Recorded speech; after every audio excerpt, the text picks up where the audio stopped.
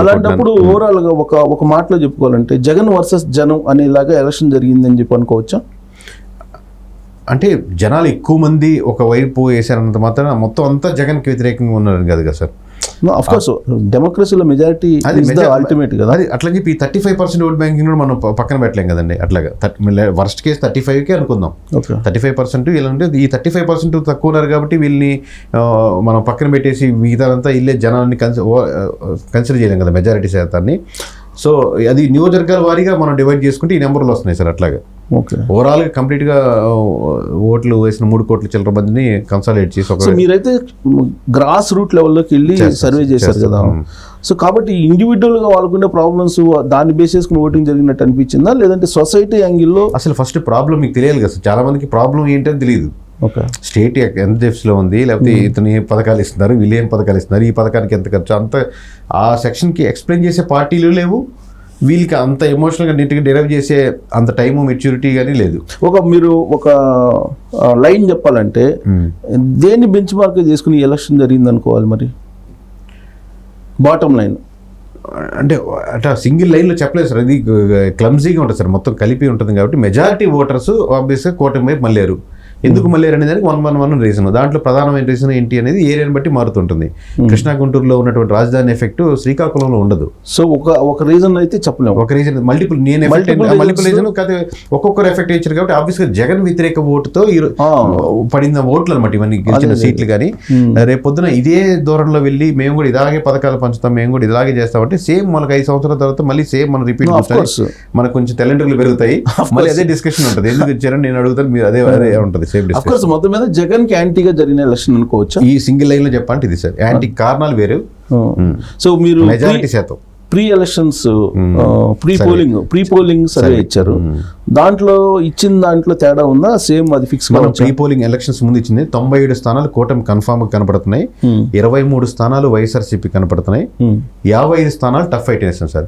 But overall గా మనం చెప్పాలనుకుని చెప్పలేకపోయినా కానీ ఆ 97 అనగానే కన్ఫామ్ అయిపోయింది కదా. సో మన కేకే సర్వీస్ ఒకటి వచ్చిందంటే అది మారదులే అని ఉంటుంది. వాళ్ళని వర్స్ట్ కేసు 50 స్థానాలు మామూలు 10 గెలిచినా కానీ 100 దాటేస్తుంది కదా అనుకుంటారు చూసేవాళ్ళు కూడా. సో ఆబ్వియస్గా ఈ 97 స్థానాల్లో ఈ రోజు ఒక స్థానం తీస్తావా కేకే అంటే ఆ రోజు 97 చెప్పేసాం మనం చాలా ఛానల్స్ లో పేర్లతో సహా చెప్పేసాం ఎలక్షన్స్ ముందు. సో 97 స్థానాల్లో ఒక్క స్థానం కూడా మేము తీస్తాం ఇప్పుడు. సో ఫిక్స్ ఒక్క స్థానం కూడా తీసి 29 రిఫరెన్స్ గా ఉంటే ఇప్పుడు ఉన్న పొజిషన్ పోస్ట్ పోలింగ్ లో 97+ అంతే.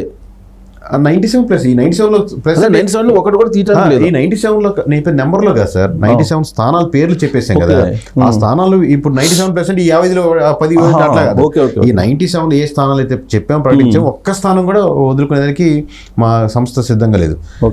23లో కొంచెం అటు ఇటు 2-3 మారచ్చు, ఇంకో యాడ్ అవ్వచ్చు, అది వేరే విషయం. 23లో మళ్ళీ మారుతాయి. 23లో మారచ్చు, ఎందుకంటే అప్పుడు మనం ఎడ్జ్ అనుకున్నవి ఖచ్చితంగా ఈ వైఎస్ఆర్సీపీ కొట్టే సీట్లను ప్రకటించిన సీట్లు తగ్గదు. మనం కాన్ఫిడెంట్ గా ఉన్న సీట్లు కూడా ఒక 3-4 సీట్లు మారుతున్నాయి. ఈ 55లో కొన్ని గెలుచుకుంటే ఆస్కారం ఉంటుంది, ఈ 23లో కొన్ని మారచ్చు. 97లో మారవు, 97 నియోజకవర్గ పేరులో నియోజకవర్గాల్లో మారదు. 23లో మారే అవకాశం ఉంది. 55లో అనేది ఇప్పుడు 55లో ఎక్కువ ఒక సుమారుగా 100% ఎక్కువ కూటమికి ఉంటుంది కదా సార్. దాంట్లో మెజారిటీ షేర్ ఇప్పుడు నేను చెప్పిన 50 నియోజకవర్గాలు నేను టఫ్ ఫైట్ అని చెప్పి నియోజకవర్గ లిస్టులు అన్ని మా దగ్గర ఉన్నాయి. బహిర్గతంగా ఓపెన్ గా చెప్పాం కాబట్టి ఆ 50లో ఖచ్చితంగా మేజర్ సెట్ కూటమి ఉంటుంది. ఓకే. సో ఎంపీలకు వచ్చేసరికి కూడా మేజర్ శాతం కూటమి ఉంటుంది సార్, దాంట్లో డౌట్ లేదు. 20+ ఉంటుందా? ఉంటుంది సార్, ఆబ్వియస్లీ ఉంటుంది కూటమి. So highest majority last time Jagan కి అనుకుంటాను కదా, ఈసారి హైయెస్ట్ మెజారిటీ జాబితాలో ఉంటాడు ఆయన. హైయెస్ట్ అంటే టాప్ 10లో అయితే ఉంటారు సార్. టాప్ 10లో కూడా లో ఉంటారు. ఓకే. టాప్ 10లో అంటే ఖచ్చితంగా ఇంకా కొంచెం నెంబర్ చూసి చెప్తాను. టాప్ 7 వరకు కాన్ఫిడెంట్గా చెప్పగలుగుతాను. అది సో మెజారిటీ కోల్పోతారు గతం కంటే తగ్గుతుంది సార్. హైయెస్ట్ మెజారిటీ ఉండే వాళ్ళు రీజన్ చెప్పండి, పోనీ పేరు చెప్పండి. గోదావరి జిల్లాలో ఉంటారు సార్, ఎక్కువ గోదావరి జిల్లాలో ఉంటారు. పవన్ కళ్యాణ్ అనుకోవచ్చా? వీలేనే కదా సార్. మామూలు మీరు అనుకుని జగన్మోహన్ రెడ్డి, పవన్ కళ్యాణ్, లేకపోతే నారా లోకేష్, చంద్రబాబు కాకుండా మామూలు చాలా నియోజకవర్గాలు ఉన్నాయి. వాళ్ళకన్నా ఎక్కువ వాళ్ళతో పాటుగా లేకపోతే అటు ఇటుగా ఉండే నియోజకవర్గాలు ఉన్నాయి. నాకు చాలా క్యూరియాసిటీ ఏంటంటే కడపలో ఏం జరుగుతుంది అనేది. కడప టౌన్ వరకు సార్, కడప ఎంపీ అదే చెప్పాను కదా సార్, క్రాస్ ఓటింగ్ చాలా పడింది పార్లమెంట్కి. అది రిజల్ట్ చెప్తాను. అంటే నాకు ఒక senior ex minister senior politician. ఆయన చెప్పడం ఏంటంటే, నేను పోలింగ్ ముందు రోజు 2 రోజుల ముందు వెళ్ళాను, అబ్జర్వ్ చేశాను, పులివెందుల్లో జగన్ ఓడిపోయినా ఆశ్చర్యపోవసరం లేదు అనే మాట వాడారు. అంత వ్యతిరేకత ఉందా అక్కడ? పాసిబుల్ కేసు సార్ అది. ఈ ఎలక్షన్స్ చెప్తున్నా నేను. అదే లేదు, సమస్య లేదు, మెజారిటీ తగ్గుద్ది. ఓకే. షర్మిల గెలవచ్చు అనేది కూడా అన్నాడు ఆయన. తక్కువే సార్ ఛాన్సెస్. సో అక్కడ తక్కువ. ఓవరాల్గా కాంగ్రెస్ అసెంబ్లీలో కనపడిద్ది అసలు? నేను కనపడకపోవచ్చు సార్, ఛాన్సెస్ లేవు. అంతేనా? కాంగ్రెస్కి సమస్య లేదు. అంటే 2-3 చోట్లే కదా సార్. ఇప్పుడు ఆమంచి గారిది, ఇంకా 2-3 ఇంకో చోట పోటీ 45 చోట్ల పోటీ చేసింది. మామూలు జనాలు అనుకునేది ఇక్కడ గెలవచ్చాము అక్కడ గెలవచ్చాము అనుకో 2-3 చోట్లే ఉన్నాయి కదా, వాటిలో గెలిచే స్థానాలు ఏం లేవు. ఓవరాల్ గా మీరు ఎప్పుడు అనౌన్స్ చేస్తున్నారు మరి? 1వ తారీఖు సాయంత్రం 5 గంటలకి కొంచెం భారీగానే ప్లాన్ చేసి చేద్దామని అనుకుంటాం సార్. కాన్ఫిడెంట్గా ఒక నెంబర్ చెప్దామని, అది ఎప్పటికీ గుర్తుండేటట్టు చేద్దామని ప్లాన్ చేస్తున్నాం. 5 గంటలకి నియోజకవర్గాల వారికి మొత్తం ఇచ్చేస్తారా? ఫస్ట్ మామూలుగా అంతసేపు ఇంట్రెస్ట్గా చూడరు. ఫస్ట్ కావాల్సిన నెంబరు. ఫస్ట్తోనే నెంబర్తోనే మొదలు పెడతాం. ఇదే నెంబర్తో మొదలు పెడితేసి వాళ్ళు కావాల్సింది ముందు ఇచ్చేద్దాం ఫస్ట్ అని. తర్వాత మేము ఇంటాము, ఓపిక ఉంది, మాకు పొలిటికల్ ఇంట్రెస్ట్ ఉంటే మొత్తం చూడండి. మనం మేజర్గా కావాలనుకున్న నెంబరే కదా సార్. ఇంక్లూడింగ్ మెజారిటీసా? ఓన్లీ ఇంక్లూడింగ్ సార్, ఓన్లీ గెలుపు. మెజారిటీస్ అంటే మనం తప్పు ఏదానికి ఆస్కారం ఉంది ఈ ఫ్లోలో. అందుకే మేము తక్కువ చెప్తాం కదా. తక్కువ అయితే మేము చెప్పేస్తాం. 30 నాకు చెప్పిన ఎగ్జాంపుల్ 30,000 చెప్పగలుగుతాం. అది 50,000కి వెళ్తుందా, 40,000 60,000, అది కొంచెం ఇంకా వర్క్ ఎక్కువ చేసుకోవాలి సార్ అది. కాన్స్టిట్యున్సీ వైజ్ ఏ పార్టీ గెలుస్తుంది, మరి 10,000 దాటేస్తుంది అట్లాంటివి చెప్పగలుగుతాం. 15,000 దాటే జూన్ 1వ తారీఖు ఎగ్జాక్ట్ రిజల్ట్ ఇచ్చేస్తారు. నెంబర్ సింగిల్ నెంబర్ మొత్తం అసలు జూన్ 4th ఏది జరగబోతుందో అది ముందే ఆవిష్కరించబోతున్నారు. 99% మీరు ఎలక్షన్స్ రిజల్ట్ రోజు వెరిఫై చేసుకుని అదే ఉంటుంది సార్. నెంబర్ చేంజ్ ఉండదు. అంత కాన్ఫిడెంట్ అంటే వర్క్ చేస్తున్నాం కాబట్టి అంత ఉంటుంది సార్. అది ఇంకేలేదు. ఏ సర్వే సంస్థ నాకైతే అంటే వాళ్ళు కూడా ఉంటుంది సార్. కాదు వాళ్ళు సేఫ్ జోన్ తీసుకుంటారేమో అనుకుంటున్నాను. +10 -10 చెప్తారు కదా. కాదు, వాళ్ళు సర్వే చేసే మెథడాలజీ వేరు, మీరు మెథడాలజీ చేంజ్ ఉంటుంది. కంప్లీట్ గా డిఫరెంట్ గా అనిపిస్తుంది. మీరు మెథడాలజీ చేంజ్ ఉంటుంది. వాళ్ళు ఏంటంటే జనరల్ రొటీన్ గా కొంతమంది ఫోన్ కాల్స్ తో ఇంటరాక్ట్ అవుతారు, కొంతమంది ఫోన్ కాల్స్ అనేది అసలు మేము ఒక్క ఫోన్ కాల్ కూడా కరెక్ట్ కాదు సార్. ఫోన్ కాల్ ఫోన్ వస్తే ఏ ప్రభుత్వం ఉంది, ఆ సిట్టింగ్ ఎమ్మెల్యే ఎవరు, అంత అన్న సమస్యలు బట్టి ఆయనకే ఓటేస్తామంటారు. వాళ్ళ కుటుంబంలో ఒక్కడు కూడా ఓటేయకపోవచ్చు ఆయనకి. అంత అమాయకులు కాదు కదా సార్. పలా నేను ఓటేస్తున్నాను, ఆయన ఓటేస్తారా అంటే ఎవరైనా చెప్తారు కదా. మరి ఇంత ఎగ్జాక్ట్ గా సింగిల్ ఫిగర్ చెప్పడానికి రెడీ అయ్యారు కదా, దీనికి బాగా ఖర్చు పెట్టుంటారు కదా రీసెర్చ్ చేయడానికి. వర్కౌట్ అవుతుందా?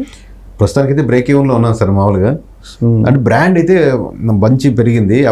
మామూలుగా ఫ్యూచర్లో ఏంటంటే సర్వే అయితే ఒక బ్రాండింగ్ లాగా కంప్లీట్గా అన్ని ఓన్లీ పొలిటికల్కే డిపెండ్ కాకుండా అన్ని వింగ్స్కి సెపరేట్ చేసి ఒక ఆర్గనైజేషన్ అలా చేద్దాం ప్లాన్ చేస్తున్నాం. సో బ్రాండ్ వాల్యూ అనేది మనం కౌంట్ చేయలేమండి. అంతే సార్. బ్రాండ్ వాల్యూ అనేది చాలా వాల్యుబుల్. అదే వాల్యుబుల్. సో ఇప్పుడు ఇండివిజువల్గా ఆల్రెడీ మీరు ఈ ఎలక్షన్లో టేకప్ చేసి ఎమ్మెల్యేలు ఎంపీలు ఎంతమంది ఉంటారు?